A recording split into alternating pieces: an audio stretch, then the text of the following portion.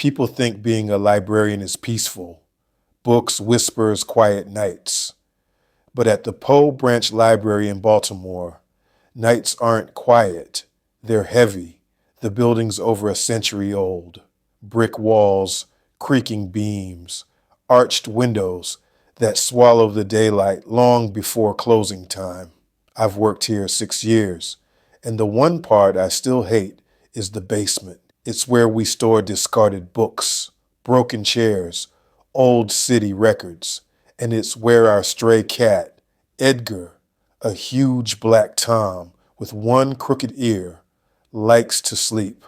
It was a Thursday in October, the kind of evening when the city smells like wet leaves. The library was empty, streetlights glowing amber outside. I was alone, finishing my checklist. When I heard it, footsteps, downstairs, slow, deliberate, wood against concrete. I froze. We've had squatters before, but the basement door had just been reinforced. No one should have been down there. I called out, "Library's closed. You're not supposed to be down there." Silence. Then the footsteps stopped. Edgar appeared from the hallway leading to the basement, tail puffed, fur bristled, staring at the door like something was coming up. He hissed. First time I'd ever heard him hiss. I grabbed the flashlight from the front desk. My chest felt tight, but I opened the basement door anyway. Pitch black. I stepped down.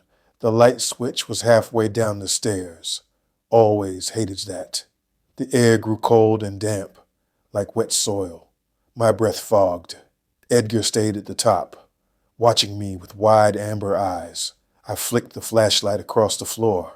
Stacks of boxes, filing cabinets, shadows, nothing moving.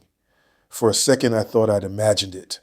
Then my beam caught an overhead bulb gently swinging. No windows down there, no draft. And then I heard the footsteps again. Not below me, behind me, on the stairs. I spun around, flashlight shaking, empty stairs. But the sound kept coming. One step, pause, another step, pause, closer. "Who's there?" My voice cracked. No answer. Then a low scraping noise. I whipped the light toward the back of the room. Something darted behind a shelf. Too big for a rat, too low for a person standing. When it moved into the beam again, my stomach dropped.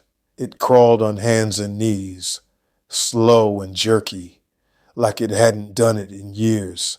The shape was human, but wrong. Arms bending strangely, elbows sticking out. It was coming toward me.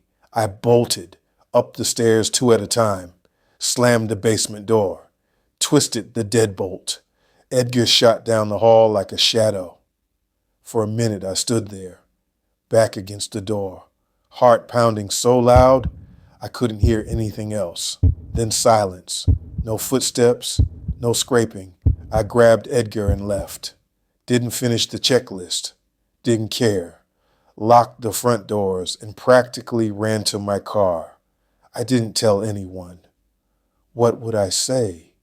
That I heard invisible footsteps? That I saw something crawling through the dark? But the next morning, when I opened up the boxes in the back corner of the basement, the ones near where I'd seen that shape, were all toppled, and on the concrete floor were handprints, smudged, streaked, like someone had dragged themselves across the floor. Only the thumbs were on the outside, like the hands were backwards. I don't work the closing shift anymore, and Edgar won't go near the basement door. Not anymore.